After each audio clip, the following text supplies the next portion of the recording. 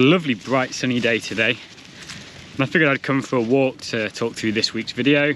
I think moving and walking around just makes for a better video. I feel more chatty. It's a bit nicer to be outdoors than cooped up inside trying to record in a dark living room. So come for a walk. I'm on the local golf course, and today I thought I'd tell you my story.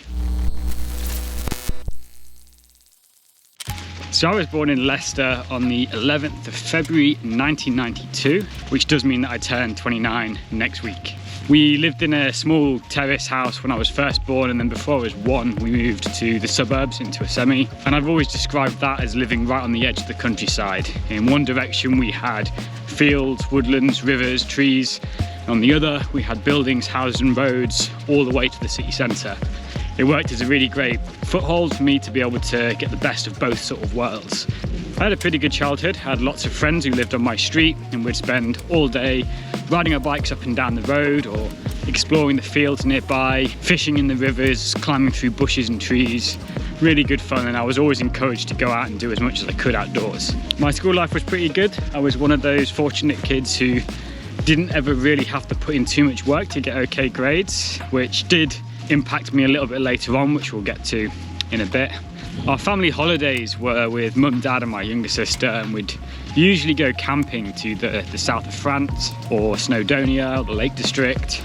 But as well as that, I also used to take annual hiking trips to the mountains with my dad, where we'd do 2 to 3 days hikes with all our gear on our back, with our tents, sleeping bags, cooking gear, and we'd do 2 or 3 days, ticking off some summits on the way. So the outdoors has always been a part of me since I was quite young. It was something I was always encouraged to enjoy, make the most of, and make memories and experiences.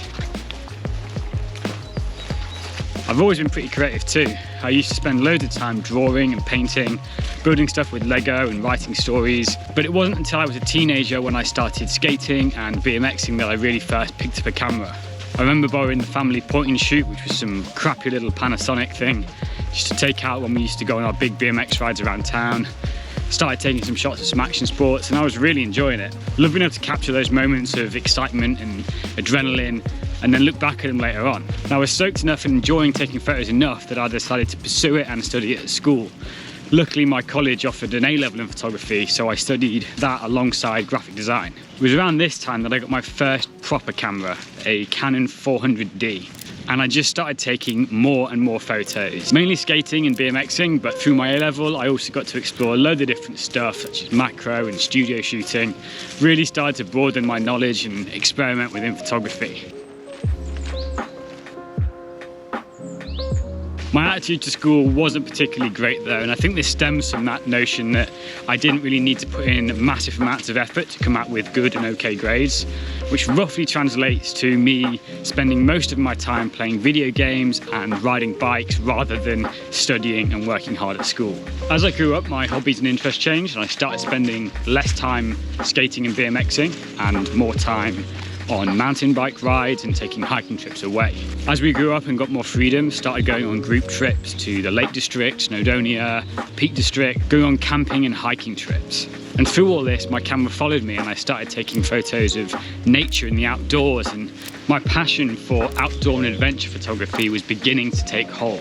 But whilst I was loving taking photos away on hiking trips to the mountains, studying photography at A-level was starting to suck some of the fun and creativity out of it. I felt we were spending way too much time planning shoots, researching photos, analysing photos we'd taken, and not enough time actually out creating and shooting.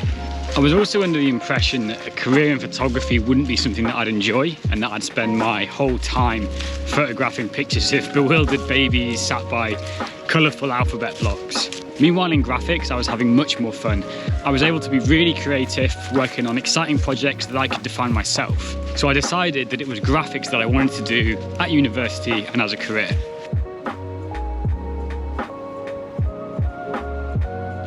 I applied to several universities for graphic design, as well as a local free-to-enroll art and design foundation course. I got through my A-levels and my grades came out okay despite my minimal effort. I think I came out with an A, 2 Bs and a C, which was enough to secure me my place at Sheffield Hallam for graphic design, which was the university I wanted to go to the most. In the meantime, I'd also been accepted onto that free art and design foundation course, and as it was local, I figured that it would be a good idea to broaden my knowledge, have another year at home and just develop my skills further. So I deferred my place at Sheffield Hallam for the following year and started on the Art and Design Foundation. The course started really well and I was enjoying being creative and exploring all these different design medias that I hadn't really had a chance to play with before, such as darkroom photography, glass blowing, metalwork. It was really exciting at the time. And I also got to meet loads of awesome people who were all working towards a creative career. But after the first semester, we went back after Christmas and the course's focus had shifted. It was now much more concentrated on getting people into university. We had weekly portfolio reviews, mock interviews and application form help.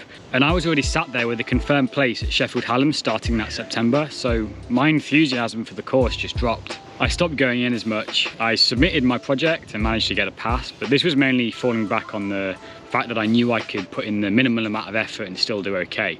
I was never really willing to put in the legwork or the dedication to do my best. So the course finished, and it was still quite early in the year. I think it was around March time that it wrapped up, which presented me with a really large block of time until I was going away for uni in September. I had 5 or 6 months of pretty much nothing besides an 11-hour-a-week part-time job in a local bike shop. Being presented with such a large amount of free time was a little bit daunting at first, and I really wanted to make sure I didn't waste or forget everything I was doing. I wanted to keep some form of diary so that I would be able to look back and remember all the experiences I had and things I did. But keeping a diary didn't really sound like me. It seemed like a lot of commitment, effort, and it would take regular discipline to keep that going. I'd always liked that you could look at a photo and it could take you back to that moment. You'd feel the same emotions and remember all the experiences way more than if you just tried to think about it yourself. I'd also just got my first phone with a real half-decent camera. So I decided to do a photo diary. I set up an online blog and my intention was to post one photo every day of what I was doing. Whether it's me at the pub with friends, playing video games, out on a bike ride, on a camping trip, I was just going to post one photo every day for the whole of this holiday period. This wasn't really for anyone but myself. I just wanted a way that I could record and look back at these photos and remember what I got up to. Before too long, September rolled around and I was about to start the next big chapter in my life, university. So I relocated to Sheffield, moved into some grotty halls of residence and started living uni life. Drinking, partying, making friends and occasionally battling into uni with a savage hangover for a lecture or seminar. I applied exactly the same work ethic that I'd had done throughout my entire education. Prioritised fun, socialising, procrastinating over hard work, dedication and creating something you're actually proud of. This worked, as it always had, and I had a great time in first year, enjoying all the fun of uni as well as banging out a couple of 2-2s, 2-1s and even a few firsts. All of it was going exactly as I expected it to until I finally met my match in the final semester of my first year. We had a module that was illustration based and we had to produce a zine, which is like a small self-published indie magazine. We had to pick a topic and then just really think and develop on it until we had a project that we could produce outcomes for. I took my usual approach to it, turning up for the lectures I had to, usually a little hungover, getting through the day, producing the bare minimum of work I could do until I could get back to the flat where I'd had the real fun. I was just never prepared to really take a look at myself and realise that I was actually not doing particularly well in my education and long-term prospects. But up to this point, it hadn't mattered. I'd always got good grades, got into the uni I wanted, I was enjoying my first year at uni, passing modules, everything was going great, right? Well, all that was about to change. My tutor for this module saw right through me and took every opportunity to pick me apart. I'd always be the one he asked questions to. He'd dissect all my work in detail and he'd make sure that it was always noted if I was ever a few minutes late or looking a little hungover. I hated the guy, but I kept telling myself, it's just for this one module. In a few weeks, you'll have moved on, you'll have a new module, new project, new tutor, it will all be okay. Wrong. For the first time, I failed. We needed 40 out of a possible 100 marks to pass that module, and I got 39.